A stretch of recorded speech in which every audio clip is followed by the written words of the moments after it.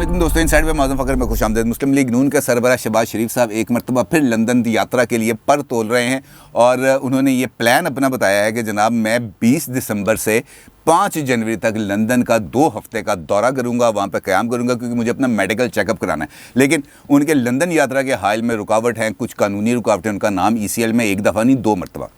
और अब ये उनके जो लंदन रवानगी का जो प्रोग्राम है उसके रास्ते में ये जो कानूनी रुकावटें हैं ये हायल हो सकती हैं, या इस मरतबा उनको वो मुकम्मल रिलीफ फ़राहम किया जा सकता है जो उनको पहले भी फ़राहम किया गया था, लेकिन ऐन वक्त पर इमरान खान साहब की हुकूमत ने उसको रोक लिया था। उस वक्त के हालात मुख्तलिफ थे, लेकिन अब इमरान खान साहब की हुकूमत पर प्रेशर है बहुत ज़्यादा, और देखना यह है कि वो इस प्रेशर से कैसे नुबुर्द आज़मा सकते हैं। शहबाज शरीफ साहब लंदन जाएंगे, कैसे जाएंगे, इस पर तफसील से बात करेंगे। लेकिन इससे पहले बात करते हैं इमरान खान साहब की हुकूमत पर आने वाले प्रेशर की, क्योंकि इसका इजहार काबीना में मौजूद यानी आप ये कह सकते हैं कि PTI में मौजूद जो डबल F हैं उसमें से एक F ने किया, क्योंकि एक F उसमें से यानी फवाद चौधरी साहब वो हैं काबीना के माउथ पीस। इसका उन्होंने खुद इजहार किया। उन्होंने अपनी जो स्टेटमेंट दी इलेक्शन कमीशन में उसके अंदर उनका ये कहना कि जनाब मैं तो काबीना का माउथ पीस हूँ, मेरी अपनी कोई राय नहीं है, जो कुछ मैंने कहना होता है वो मैं काबीना की बिहाफ पर चूँकि वज़ीर इत्तलाआत हूँ मैं कह देता हूँ, लिहाजा मेरी किसी बात का बुरा न मनाएं। लेकिन जहाँ तक दूसरे F का ताल्लुक है वो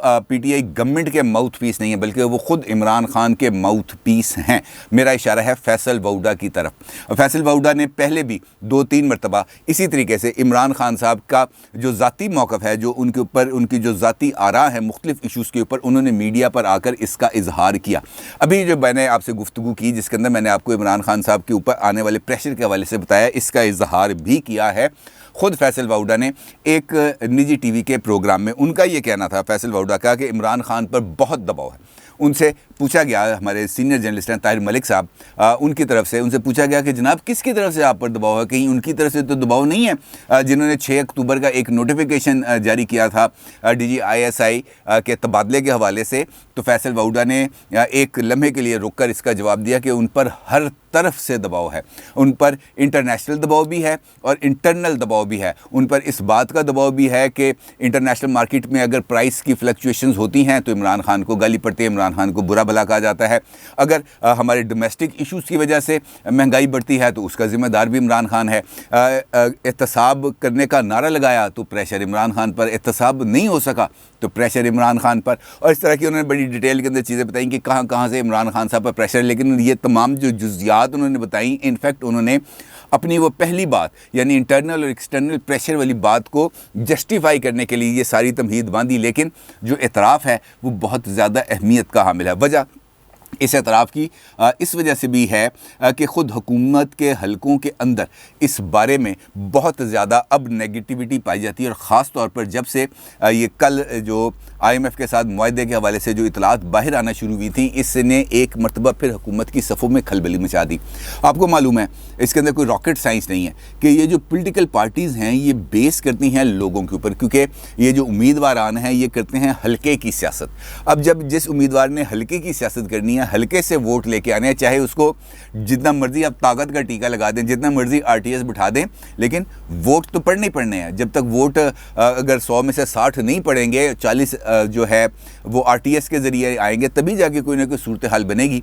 लिहाजा अब लोगों के लिए, ख़ासतौर पर PTI के लिए और PTI की तहादी जमातों की उम्मीदवारान के लिए और उनके MPs MNAs के लिए अपने हलकों में जाना मुश्किल हो गया, क्योंकि उनको हर जगह पर जाकर तनकीद का सामना करना पड़ता है। और ये वो प्रेशर है जो इनडायरेक्टली इमरान खान साहब और उनकी पार्टी के ऊपर दिन ब दिन बढ़ता चला जा रहा है, क्योंकि वो तवक्कुआत, वो ख्वाब जो उन्होंने दिखाए थे वो पूरे नहीं कर सके। चाहे वो अगर हम देखें ग्रॉस लेवल पर करप्शन के हवाले से, तो ख़ुद हुकूमती तहादी जमातें इस बात का इज़हार करती आ रही हैं कि जनाब करप्शन अब हर लेवल पर बढ़ गई है। कामल अली आगा साहब ने, जो मुस्लिम लीग के लीडर हैं, उन्होंने TV पर बैठ के बरमला एतराफ़ किया कि जनाब जो जिस काम के पहले 20 रुपये लगते थे अब 100 रुपया लगता है, यानी ये करप्शन के रेट्स भी बढ़ चुके हैं।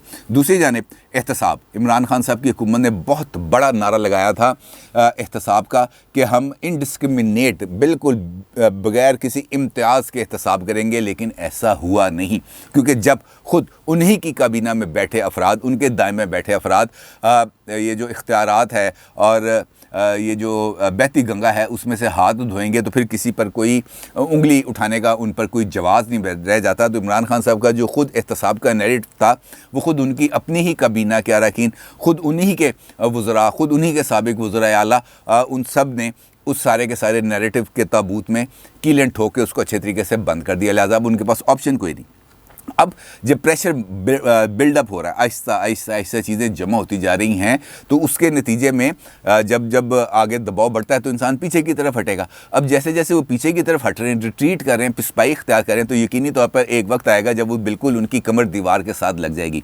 और जब कमर दीवार के साथ लग जाएगी तो उसके बाद आगे बढ़ने का, दाएँ बाएँ हटने का कोई मौका नहीं है। और यही वो इशारा है जो फैसल वाउडा साहब दे रहे हैं, क्योंकि अब उनका ये जो रिट्रीट का अमल है इसका आगाज़ हो गया। दूसरी जानिब ये जब उनसे ये पूछा गया इसी हवाले से कि जनाब माजी के अंदर आप काबीना के अहम रुकन थे, लेकिन अब ये कुछ ऐसी इतलात आ रही हैं कि ख़ुद पीटीआई के अरकान असम्बली दूसरी जमातों के साथ ना सिर्फ राब्ते में है बल्कि अब उड़ने के लिए तैयार है, और ख़ुद आप ही की राह के अंदर जो रुकावट है वो ख़ुद पीटीआई के ही अरकान असम्बली और ख़ास तौर पर अरकान काबीना रुकावट पैदा कर रहे हैं इमरान खान साहब के लिए कि वो आपको दोबारा काबीना में शामिल ना करें। तो फैसल वाउडा साहब ने जवाब दिया कि मेरी 14 साल की ट्रेनिंग है और मुझे ट्रेनिंग दिया ख़ुद इमरान खान ने।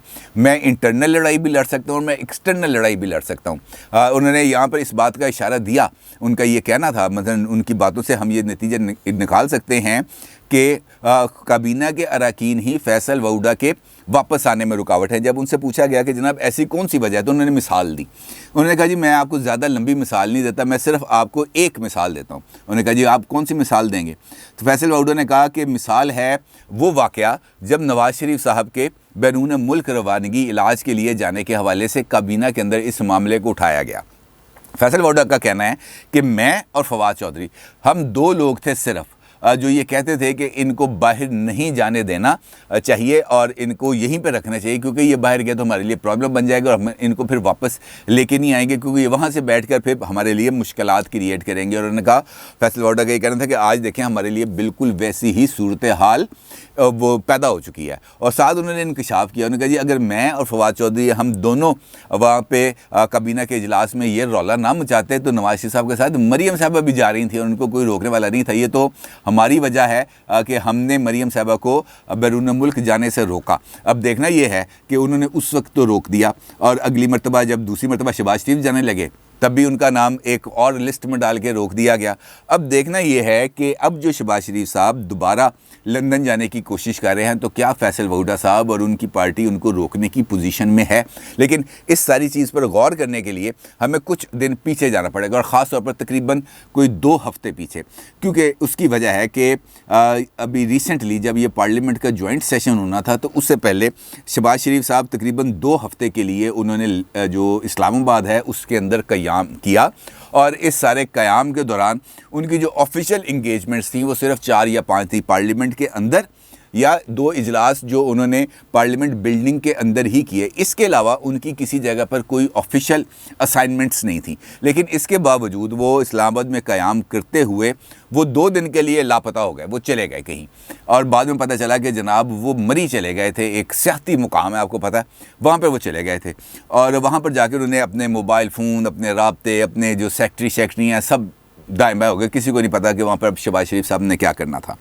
अब ज़राए ये बताते हैं, जो मुखबर हैं वो ये बताते हैं जनाब कि वहाँ पर शहबाज शरीफ साहब की कुछ मुलाकातें हुई हैं और उन मुलाकातों के नतीजे में शहबाज शरीफ साहब ने एक मरतबा फिर वो जो मुलाकातें करने, वो जो पैगाम लेके आने वाले लोग होते हैं ना, उनको ये कहा कि भाई मैं बड़े भाईजान नाल गल करनी है, बड़े भाईजान नहीं मनते पे, मनु जो तक तुसी जान नहीं दोगे मैं बड़े भाई नूं नहीं मना सकता, लिहाजा मुझे अब जाने की इजाज़त दी जाए और जब तक मैं जाऊँगा नहीं तब तक ये आपके सारे जो एजेंडा है ये फ़ेस टू फेस बैठ के तय होने वाला है। ये फ़ोन पे, व्हाट्सएप कॉल पे या जो आईफोन वाली कॉल्स होती हैं उसके ऊपर ये मामला तय नहीं होना, ये फ़ेस टू फेस बैठ के तय होना, लिहाजा मुझे जाना चाहिए। और इसके हवाले से डेवलपमेंट सामने आई आज से 2-3 दिन पहले जब उनकी पेशी थी यहाँ पर FIA के अंदर, जो उनके ऊपर मनी लॉन्ड्रिंग का केस चल रहा था, तो वहाँ पर उन्होंने इल्तवा की दरख्वास्त की और वहाँ पे उनका ये कहना था उस मुकदमे की इल्तवा की दरख्वास्त में कि मुझे लंदन जाना है और 20 दिसंबर से 5 जनवरी तक ये जो 15 दिन है मुझे लंदन में जाना है, बहुत ज़रूरी है। एक तो मैंने अपना इलाज कराना है, जो मैंने पिछले साल जाना था जब मैं नहीं जा सका, अब जो मेरा मर्ज़ है ये बढ़ गया, लिहाजा मुझे वहाँ पे जाना है। मुझे मेडिकल इस हवाले से मेरी मेडिकल ग्राउंड्स के ऊपर ये जो दरख्वास्त है इसकी समाअत को मुलतवी किया जाए।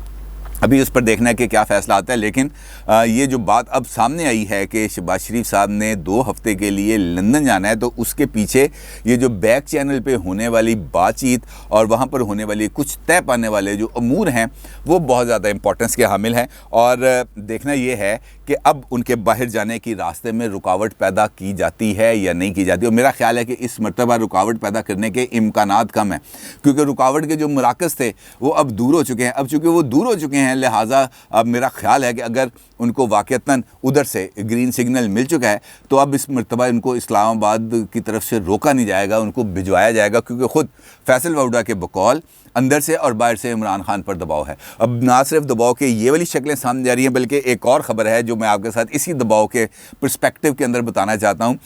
खैबर पख्तूनख्वा, आपको पता है वहाँ पे पीटीआई की दूसरी गवर्नमेंट है जो इस वक्त काम कर रही है, और वहाँ के थे senior joint secretary cabinet division KP के, उनका नाम है हम्माद शमसी साहब। अच्छा, उन्होंने चंद दिन पहले फेसबुक के ऊपर अपनी एक पोस्ट लगा दी। उस पोस्ट के अंदर उनका ये कहना था कि पीटीआई और तालिबान में एक मुशाबत है, यानी और दोनों हुकूमत मिलने के बाद सोच रहे हैं कि हमने करना क्या है। यानी उससे पहले उनको नहीं पता था कि अब इक़्तिदार मिल जाएगा तो हमने क्या करना है। अब ये दोनों इक़्तिदार में आए हैं तो ये सोच रहे हैं कि हमने क्या करना है, और दोनों की उम्मीदों का मरकज़ है आप पारा। अब ये आप पारा क्यों मरकज़ है, ये आप मुझसे ज़्यादा अच्छे तरीके से समझते हैं। इस सरकारी अफसर ने लगा दी जनाब ये पोस्ट अपने फेसबुक अकाउंट पर, जिसके बाद काबीना ने ये जो हम्माद शमसी साहब हैं इनके ख़िलाफ़ जो दे दिया है इंक्वायरी का ऑर्डर, और ये मतन है ये भी मेरे पास मौजूद है। उनके ऊपर जो इल्ज़ामात और तहकीकात के लिए जो नोटिफिकेशन जारी किया गया वो मतन भी आप अपनी स्क्रीन पर देख सकते हैं। अच्छा, इस नोटिफिकेशन और मतन के तहत ये कहा गया है कि जनाब वज़ीर-ए-आज़म इमरान खान ने इसका लिया सख्त नोटिस, और नोटिस लेने के बाद इनके लिए एक इंक्वायरी इनिशिएट कर दी गई है। और ये आपको बताऊँ कि ये जो सीनियर जॉइंट सेक्रेटरी ग्रेड 21 का अफसर है, ये कुछ 16-17 ग्रेड का अफसर नहीं है, ग्रेड 21 का अफसर है जिसने ये लगाई पोस्ट। अब इनके लिए जो इंक्वायरी है वो ऑर्डर कर दी गई है, और जो इंक्वायरी है वो DGFIA सनाउल्लाह अब्बासी साहब को मार्क की गई है। अब वो इसकी इंक्वायरी करेंगे और 2 महीने के अंदर अपनी रिपोर्ट सबमिट करेंगे। यानी ये है इस वक्त ख़ुद वो तमाम अफराद जो किसी न किसी लेवल पर इस हुकूमत का हिस्सा रहे हैं या है, उनकी हुकूमत के बारे में और हुकूमत की कारकर्दगी के बारे में ये राय है। तो प्रेशर तो बनेगा, जब प्रेशर बनेगा तो इस सारी सूरत हाल से बाहर निकलने का कोई ना कोई रास्ता भी तो तलाश किया जाएगा। ये तो नहीं है कि लोगों को मरने के लिए, भूखा मरने के लिए, महंगाई के माउंट एवरेस्ट के नीचे दबने के लिए खुला छोड़ दिया जाएगा, ऐसा नहीं है। क्योंकि ये अवामी जो रद्द-ए-अमल है ये पानी की तरह होता है, एक सैलाब की तरह होता है, एक सुनामी की तरह होता है। अगर इसको प्रॉपर्ली बहने का मौका मिलेगा तो ये कोई नुकसान नहीं पहुँचाएगा, लेकिन अगर ये अनकंट्रोलेबल हो गया, ये निकल पड़ा अचानक ही, तो फिर इसको कंट्रोल नहीं किया जा सकता। और ये तमाम चीज़ें अब सामने आना शुरू हो गई हैं, क्योंकि जिस तरीके से अब मुख्तलिफ़ जगहों पर ये जो छोटे छोटे ये हम देखते हैं मुज़ाहर अवामी गम व गुस्से के, ये एक दिन अगर अलाइनमेंट इनमें आ गई तो उसके नतीजे में बचेगा कुछ नहीं। ये बाद में आपको लिख के देने को तैयार हूँ। और उसके नतीजे में वही हाल होगा जो वो सूडान के अंदर हुआ, जो एक हुकूमत को मुअत्तल करके वज़ीर-ए-आज़म को गिरफ़्तार करके घर भेज दिया गया, और बाद में लोगों ने ख़ुद अपने ही ताकत से उनको ना सिर्फ वापस लिया और इक़्तिदार में बिठा दिया, और माफ़ी मांगने पड़ी वहाँ की जो इस्टेब्लिशमेंट है उनको। लिहाजा इस सूरत हाल से बचने के लिए ये जो प्रेशर कुकर है, एक जो इमरान खान जिस वक्त जिस प्रेशर कुकर जो प्रेशर के अंदर मौजूद हैं, उसको रिलीज़ अभी शायद नहीं किया जाएगा। उसको रिलीज़ करने का मौका उससे मिलेगा जब वो दीवार के साथ लग जाएंगे। लेकिन जो इर्द गिर्द की जो सूरत हाल है उनकी वो मखदूश होती जा रही है, और इसीलिए ये जो अपोजिशन की लीडरशिप है इसको थोड़ी थोड़ी सी स्पेस मिल रही है ताकि ये अपना दबाव बढ़ाकर उस अमल के अंदर ज़रा थोड़ी सी तेज़ी लाएँ जिसके नतीजे में इमरान खान दीवार के साथ लग जाए। और शहबाज शरीफ साहब की जो लंदन यात्रा है PDM के इस इजलास के बाद जो आज होना है, जिसके फैसलों का शायद आज रात को ऐलान किया जाएगा, देखते हैं उसके अंदर क्या ऐलान होगा, इस पर कल इंशाल्लाह करेंगे बात।